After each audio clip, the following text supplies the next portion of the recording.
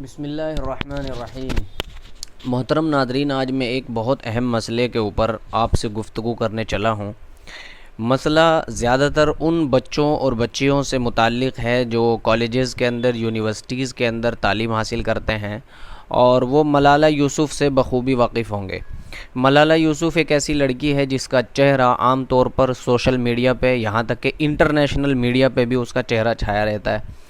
ایک 2012 کے حملے میں اس لڑکی کے اوپر دہشت گردانہ حملہ ہوا یا نہیں ہوا، یا وہ ایک ڈھونگ تھا یا وہ جھوٹ تھا، حقیقت تو یہی ہے کہ وہ جھوٹ تھا، صرف ایک جماعت کو بدنام کرنے کے لیے جس کو ٹیررسٹ کا نام ساری دنیا دے چکی ہے، جبکہ یہ بات حقیقت سے بالکل خلاف ہے، کیونکہ ابھی طالبان کے ساتھ جو معاہدہ ہوا ہے دوحہ قطر کے اندر امریکہ کا، تو وہ اس بنیاد پر ہی ہوا ہے کہ طالبان کوئی ٹیررسٹ جماعت نہیں ہے، بلکہ یہ اپنے حقوق کے لیے لڑتے ہیں۔ بہرحال اس وقت 2012 میں جب اس کے اوپر حملہ ہوا تو اس کو بہت طریقے سے پروٹوکول دیا گیا، یہاں تک کہ اقوام متحدہ نے اس کو نوبل پرائز بھی دیا۔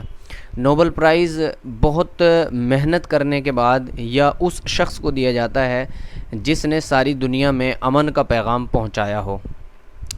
تو اس کو بھی اقوام متحدہ نے میسنجر آف پیس کا درجہ دیا اور کہا کہ یہ ایک ایسی لڑکی ہے جس نے امن و شانتی کا درس ساری دنیا کو دیا ہے، اور انہوں نے اس کو نوبل پرائز دیا۔ نوبل پرائز دینے کے بعد تقریباً نوبل پرائز کے ساتھ انڈین 10 کروڑ روپے دیے جاتے ہیں۔ یہ دینے کے بعد یوں سمجھ لیجئے کہ اقوام متحدہ نے اور یہود و نصارہ نے اس لڑکی کو گود لے لیا، اور گود لینے کے بعد اب اس کی حقیقت کھل کر کے سامنے آ رہی ہے، کیونکہ 2012 میں وہ حادثہ ہوا تھا جس میں یہ بچ گئی۔ کیا ہوا تھا وہ حادثہ؟ وہاں کے سیوات، پاکستان کے اندر ایک علاقہ ہے، وہاں پہ ایک حملہ ہوا تھا۔ کس تعلق سے ہوا تھا اس کی جانکاری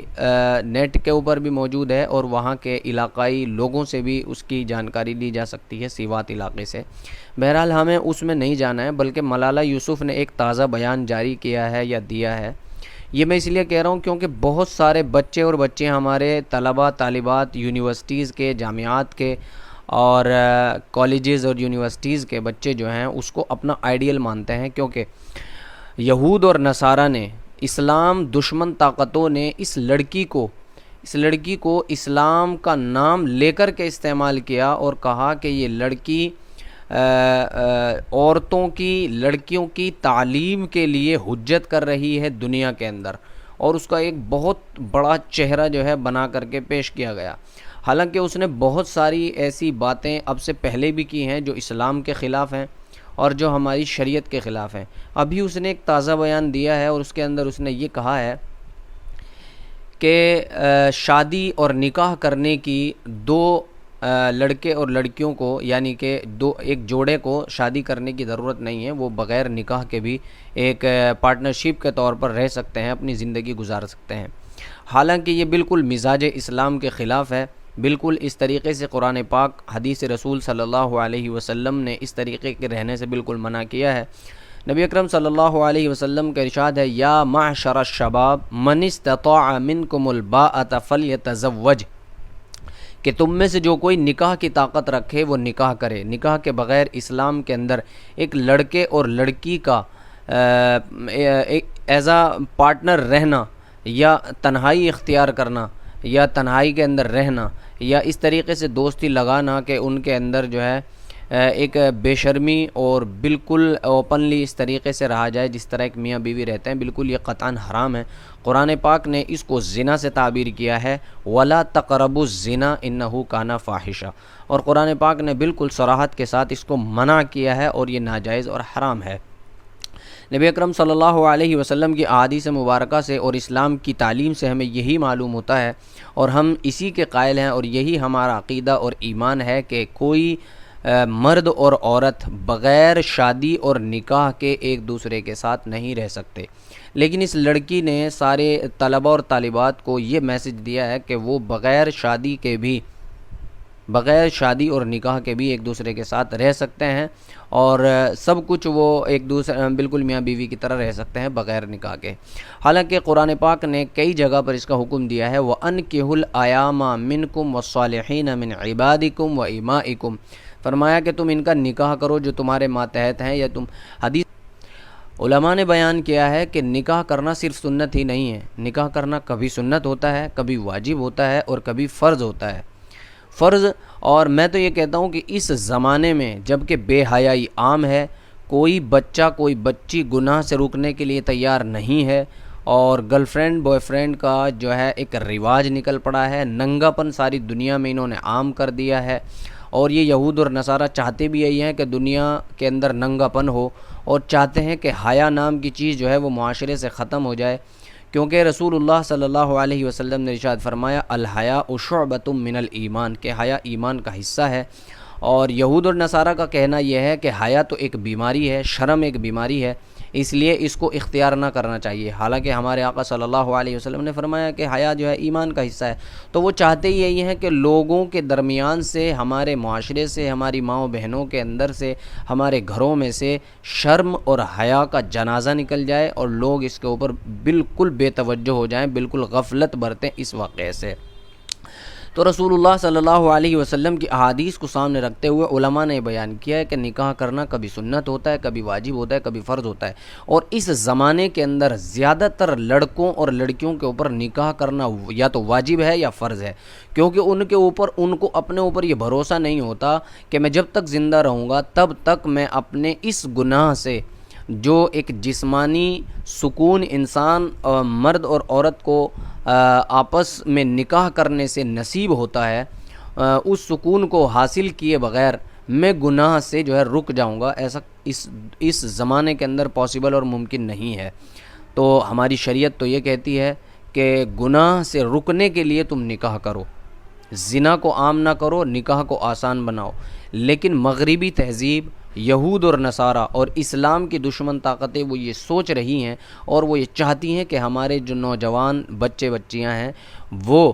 گناہ کے اندر مبتلا ہوں، زنا سے قریب ہو جائیں اور نکاح سے دور ہو جائیں۔ نکاح کے اندر ذمہ داری اٹھانی پڑتی ہے، نکاح کے اندر بچوں کو پالنا پڑتا ہے، نکاح کے اندر بیوی کو پالنا پڑتا ہے، اس کی ضرورتوں کو پورا کرنا پڑتا ہے، اور زنا کے اندر کچھ نہیں ہے۔ زنا کے اندر انسان صرف اپنے لذت اور جسمانی سکون حاصل کرتا ہے، اور ایک ٹیشو پیپر کی طرح عورت کو اپنی زندگی سے نکال کر کے پھینک دیا جاتا ہے، اور وہ چاہتے یہی ہیں کہ عورت کی اسی طریقے سے بے قدری ہو، گرچہ وہ یہ نعرے لگاتے ہیں مغربی تہذیب والے، مغرب والے، یورپ والے، یہود اور نصارہ اور اسلام دشمن طاقتیں نعرہ تو یہ لگاتے ہیں کہ ہم نے عورت کو عزت دی ہے، اور ہم نے عورت کو سرفرازی دی ہے، ہم نے عورت کو ایک الگ رتبہ دیا ہے۔ یہ ان کا دعویٰ بالکل حقیقت سے کوسوں دور ہے، ایسا بالکل نہیں ہے۔ انہوں نے عورت کو ذلیل کیا ہے، عورت کو ننگا کیا ہے، عورت کو بازارو بنایا ہے۔ اللہ تبارک و تعالیٰ ایسے معاشرے سے اور اس طریقے کی سوچ سے، مغربی تہذیب، یہود و نصارہ سے اور اسلام دشمن طاقتوں سے ہماری حفاظت فرمائے، اور اس ملالہ یوسف زئی جو یہ پاکستان کی لڑکی ہے، نوبل انعام یافتہ ہے، اللہ تعالیٰ اس کو بھی ہدایت دے۔ ہم تو یہ کہتے ہیں کہ جب انسان اتنا پاپولر ہو جائے، اتنا مشہور ہو جائے، تو اس کو بہت سوچ سمجھ کر کے قدم اٹھانا چاہیے۔ لگتا تو یہی ہے اس کے اعمال اور افعال سے کہ یہود اور نصارہ نے اس کو جو نوبل پرائز دیا تھا وہ اس کو گود میں لینے کے لیے، تاکہ اس سے اسلام کے خلاف ہم بعد میں باتیں بلوا سکیں۔ بہت ساری اس کی باتیں پہلے بھی پکڑ میں آئی ہیں، اور ابھی بھی اس طریقے کی باتیں کر رہی ہے کہ جو اسلام کے اور ہماری شریعت کے خلاف ہے۔ اللہ تبارک و تعالیٰ اس کو بھی ہدایت دے اور اس کو صحیح مسلمان بننے کی توفیق عطا فرمائے، اور ہمارے جو نوجوان بچے بچیاں اسکول، کالجز، یونیورسٹیز میں پڑھتے ہیں وہ اس بات کا بھرپور دھیان رکھیں کہ اسلام شروع سے منع کرتا ہے اختلاط اور مخلوط تعلیم کو، یعنی جس میں جوان بچے اور جوان بچیاں ایک ساتھ پڑھتے ہیں۔ اسلام نے کبھی تعلیم کے اوپر روک ٹوک نہیں لگائی ہے، بلکہ تعلیم اسلام حاصل کرنے کا حکم دیتا ہے، اور اس کے اندر سب داخل ہیں۔ طلب العلم فریضۃ علی کل مسلم و مسلمہ، حدیث پاک کے اندر ہے کہ ہر مسلمان مرد اور عورت کے اوپر علم دین کا حاصل کرنا فرض ہے۔ تو اسلام تو خود جو ہے دینی تعلیم کی ہمیں ترغیب دیتا ہے، تو پھر ہم کیسے مان لیں کہ کسی اسلام کے ماننے والے نے کسی جگہ پر حملہ کیا اور اس وجہ سے حملہ کیا کہ وہاں کی بچیاں علم حاصل نہ کر سکیں؟ نہیں، یہ بالکل غلط ہے۔